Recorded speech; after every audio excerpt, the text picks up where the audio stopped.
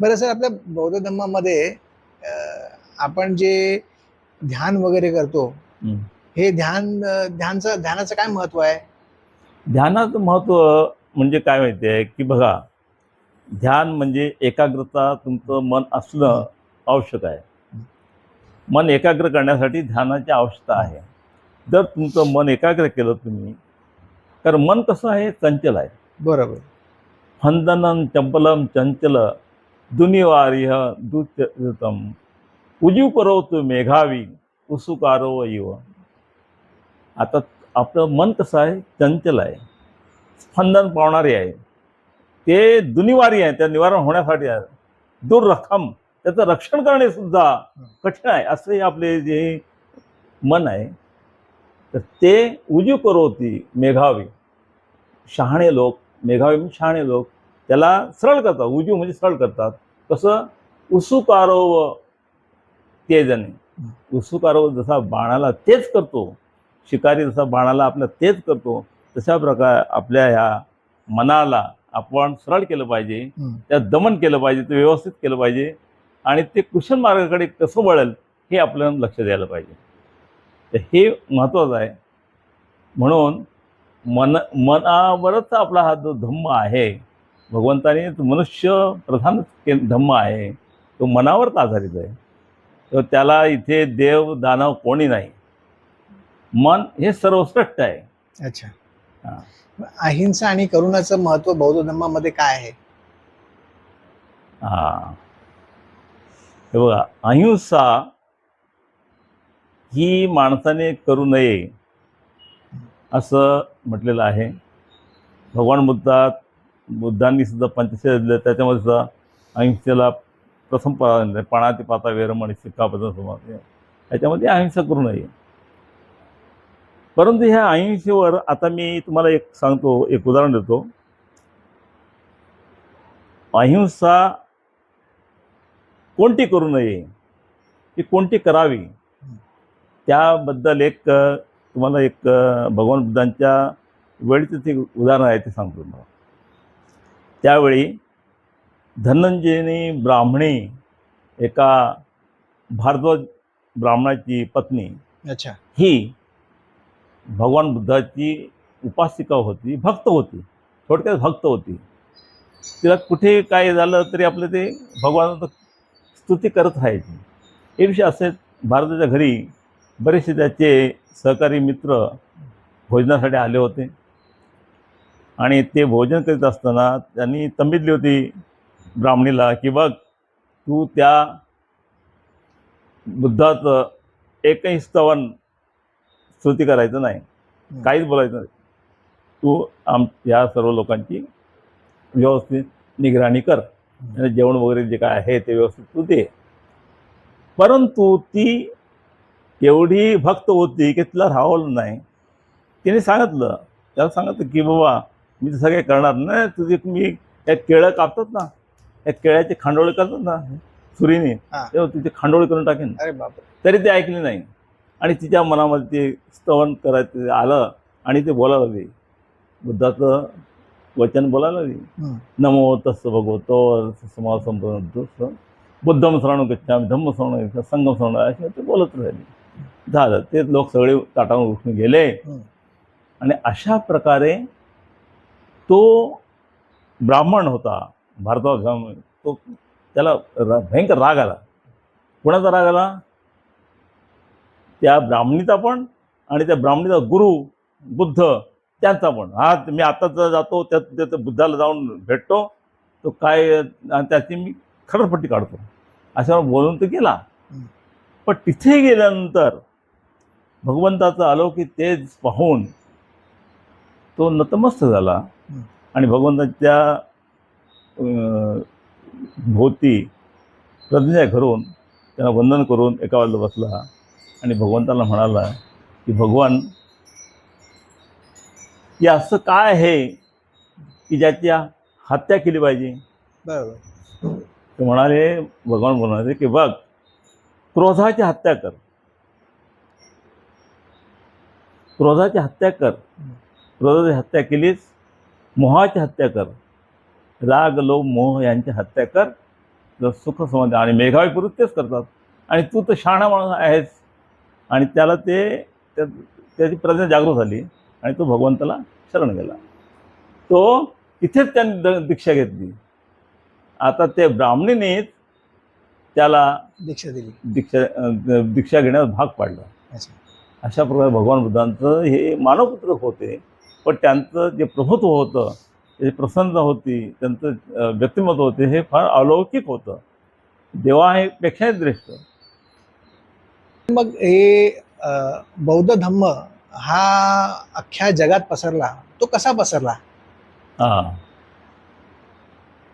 कारण की त्यावेळेला तर काही साधने नव्हते. जेव्हा भगवान गौतम बुद्ध होते त्यावेळेला काही एवढे साधन नव्हते जाण्या येण्याचे कुठल्या प्रत्येक देशामध्ये. तर मग तो कसा पसरला? बौद्ध धर्म भगवंतांच्या वेळेला आशिया खंडात किंवा जम्बूद्वीपामध्ये जास्त फोफावला होता. ओके. तथापि भगवान बुद्धांच्या नंतर जवळजवळ 300 वर्षानंतर ह्या देशामध्ये सम्राट अशोकाचा उदय झाला आणि त्याने तो धम्म अंगीकारला. त्याने अंगीकारल्यानंतर त्यांनी आपल्या राज्यामध्ये अखंड भारत देशामध्ये त्यांनी लेणी आणि शिलालेख स्तंभलेख कोरले. 84,000 अरे बापरे. 84 म्हणजे 84,000 स्तूप जे तुम्ही बोलता स्तंभ, शिलालेख आणि स्तूप वगैरे हे एकट्या सम्राट अशोकांनी केलं? हो, सम्राट अशोक असा रेकॉर्डला आहे. अच्छा. आणि बाकी त्याच्यानंतरचे सुद्धा राजे जे आले, कनिष्क वगैरे हे सगळे, त्यांनी पण काही म्हणजे लेणी उभारलेले आहेत महाराष्ट्रामध्ये. तथापि 84,000 लेणी, स्तंभ, स्तूप आणि विहारे ही सम्राट अशोकाच्या काळात उभारलेले आहेत, अच्छा. असा इतिहासामध्ये रेकॉर्ड आहे. तर त्यांनी आपल्या धम्माचा प्रचार आणि प्रसार करण्यासाठी प्रत्येक देशामध्ये त्यांनी भिक्खू संघांना पाठवले. अच्छा. भिक्खू संघांना पाठवले. अच्छा. ज्याप्रमाणे ब्रह्मदेश, श्रीलंका या ठिकाणी पाठवले, त्याप्रमाणे थायलंड वगैरे, मलेशिया ह्या ठिकाणी संपूर्ण ठिकाणी त्यांनी आपले धम्म प्रचारक म्हणजे भिक्खू संघ पाठवले. अच्छा. विशेषतः तुम्हाला कल्पना असेल की सम्राट अशोकाचे पुत्र महेंद्र आणि कन्या संघमित्रा या दोघांनाही त्यांनी श्रीलंकेला पाठवलं. श्रीलंकेला पाठवल्यानंतर त्या ठिकाणी त्यांनी धम्माचा प्रचार आणि प्रसार केला. भिक्खुनी संघ त्या ठिकाणी उघडण्यासाठीच संघमित्रा तिकडे गेली होती आणि अशा प्रकारे तिकडे भिक्खू संघ सुद्धा उघडला गेला. अच्छा. हां. पण ती जाताना बोधी वृक्षाची एक फांदी घेऊन गेली आणि ती श्रीलंकेमध्ये आजही तिथे आहे. श्रीलंकेत आहे. आणि असं म्हणतात की महेंद्र भिक्खू ह्यांचा जो आवाज होता तो बुद्धांसारखाच होता. अरे वा. हे मी पहिल्यांदा ऐकलं. आणि तिथे त्यांना बुद्धांच्या एवढाच त्यांना सन्मान अजूनही आहे. अच्छा. अजूनही सन्मान तिथले श्रीलंकेचे लोक देतात. सम्राट अशोकांचे पुत्र आणि त्यांची कन्या ह्या दोघांना त्यांनी तिकडे पाठवलं. मला वाटतं की बौद्ध धम्मामधले सगळ्यात मोठं दान म्हणजे मुलं असतात. त्यांना जे आपण जे देतो ते दान धम्मासाठी जे दान करतो ते सगळ्यात मोठं दान आहे. आणि ते दान करणारे मला वाटतं एकमेव फक्त सम्राट अशोकच होते. सम्राट अशोक. आणि मग डॉक्टर बाबासाहेब आंबेडकरांनी जो हा बौद्ध धम्माचा स्वीकार केला, हे स्वीकार करण्याचं कारण काय? कारण की त्यांच्याकडे त्यावेळेला बरेच ऑप्शन होते. बाबासाहेबांना जे ऑप्शन्स होते त्यावेळेला, जे शीख धर्म होता किंवा तुमचा ख्रिश्चन धर्म होता, त्याच्यानंतर आणखी इतर धर्म होते, पण त्यांनी फक्त बौद्ध धर्मच स्वीकारला. याचं काय विशिष्ट काय कारण होतं का? हो. काय माहितीये बघा, बाबासाहेबांनी 1935 साली येवले मुक्कामी घोषणा केली की मी हिंदू धर्मात जन्माला आलो असलो तरी ते माझ्या हातात नव्हतं, पण कुठल्या धर्मात जायचं हे बाकी माझ्या हातात आहे. बरोबर. आणि म्हणून ती प्रतिज्ञा केल्यानंतर भारतामध्ये भूकंप झाला. सर्व सामाजिक राजकीय लोक हादरले. की हा काय म्हणतो माणूस, हे काहीतरी विचित्र घटना आहे. त्यांना एवढी कल्पना नाही की बाबासाहेब हे उत्तुंग वैचारिक लेवलचे प्रज्ञावंत आहेत की जे ह्या मातीला मुकतील का. ही माती त्यांची आहे. बरोबर. आणि म्हणून ह्या मातीतला धम्म,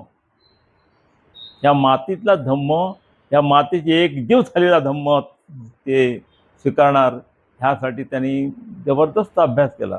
आणि त्यांच्या लक्षात आलं की स्वातंत्र्य, समता आणि बंधुभाव ज्या धम्मामध्ये आहे तो धम्म एकच आहे. हा अभ्यास केल्यानंतर त्यांच्या लक्षात आल्यानंतर त्यांनी बौद्ध धर्माची आपल्याला दीक्षा दिली आणि बुद्धांच्या ओंजळीत आपल्याला टाकली. नाही छान. त्याचं आता संवर्धन करणं, प्रचार आणि प्रसार करणं हे तुम्हा आम्हा सर्वांचं कर्तव्य आहे. सर, मला तुमच्याशी बोलून फार आनंद वाटला आणि मला फार बरं वाटलं की तुम्ही या वयाच्या, आता तुमचं मला वाटतं जवळपास 80च्या आसपास तुमचं एज असेल. जूनमध्ये 80 होईल. आता हा एप्रिल आहे. जूनमध्ये 80 वय पूर्ण होईल. की तुम्ही ह्या वयामध्ये सुद्धा तुम्ही धम्माबद्दल तुम्हाला म्हणजे तुमची उपासना आणि धम्माबद्दलचा जो अभ्यास आहे तुमचा, असं सातत्याने तुम्ही जे करताय त्याच्याबद्दल काय म्हणजे तुमचं कौतुक करावं तेवढं थोडंच आहे. त्याचबरोबर की आजची पॉडकास्ट आपण इथे संपवू, पण त्याच्या अगोदर मला तुम्हाला फक्त एक सांगायचं होतं की तुम्ही आताचे जे जनरेशन आहे, जे नवीन जनरेशन आहे ते त्याच्यामध्ये कारण बौद्ध धर्मामध्ये असं काही बंधन नाही की कुठल्याही धर्माचा माणूस बौद्ध धर्म फॉलो करू शकतो. त्याचा धर्म फॉलो करता करता तो बौद्ध धर्म सुद्धा तो फॉलो करू शकतो. एवढं त्याच्यामध्ये बौद्ध धर्मामध्ये क्लिअर असं लिहिलं आहे, म्हणजे तुम्ही त्याचं आचरण करू शकता. तर आत्ताची जी जनरेशन आहे त्या जनरेशनला तुमचं काही एक मौलिक मार्गदर्शन जर दिलं, ते एक शेवटचा प्रश्न आहे तो, त्या जर तुम्ही दिलं तर बरं होईल. कारण की त्याच्या कसं आताची तरुण पिढी आहे त्यांनी कसं वागलं पाहिजे की जे बौद्ध धर्माला अनुसरून, असं फक्त तुमच्या याच्यामध्ये ॲज पर युअर नॉलेज. आताची जी तरुण पिढी आहे त्या पिढीनं वाचन संस्कृती लोप पावली असल्यामुळे ती पिढी आपला अभ्यास करत नाही. त्यांचं इंटरनेटच्या माध्यमातून सगळं शिक्षण होतं. बरोबर. आणि त्यामुळे त्यांची वाचनाकडे कल कमी आहे. बरोबर. आता बाबासाहेबांनी जेवढी पुस्तकं लिहिली आहेत ते वाचायला गेली तर आपलं आयुष्य संपून जाईल. बरोबर. आणि बुद्ध धर्म ज्या आपल्या धर्मामध्ये त्याने ठेवलेलं आहे, आपल्याला बाबासाहेबांनी आणून ठेवलेलं आहे, त्या धम्माचं जो पवित्र ग्रंथ आहे त्रिपिटक, तो वाचण्यामध्ये आपली हयात निघून जाईल. म्हणून बाबासाहेब आंबेडकरांनी संपूर्ण त्रिपिटक आणि पाली भाषेचा संपूर्ण अभ्यास करून त्यांनी बुद्ध आणि धम्म हे महान पवित्र ग्रंथ लिहिलेला आहे. तो ग्रंथाचं पालन आणि वाचन, मनन, चिंतन तरुणाने करावं आणि धम्म मार्गावर आरूढ व्हावं, हीच माझी एक त्यांना नम्र विनंती आहे. बरं, थँक्यू सर, आपण आल्याबद्दल आणि आपला वेळ आपला दिला तिथे त्याच्याबद्दल मी आपला खूप धन्यवाद मानतो. त्याचबरोबर आपल्या प्रेक्षकांना सांगतो की आपल्याबरोबर MD पवार साहेब आपल्याला त्यांचा एक अमूल्य वेळ त्यांनी दिला आणि आपल्याला मार्गदर्शन केलं, गाईड केलं. आणि सर, आम्ही तुम्हाला पुढेही बोलू, आम्हाला जसं जसं गाईडन्स लागेल तसं आम्ही तुम्हाला बोलू, आपण एक चर्चा करूया. आणि आपल्या सर्वांना विनंती आहे की आपल्या चॅनलला लाईक करा, सबस्क्राईब करा, फॉलो करा आणि तुमच्या मित्रांना आणि तुमच्या फॅमिलीला हा व्हिडिओ शेअर करा. नमो बुद्धाय. जय भीम साहेब.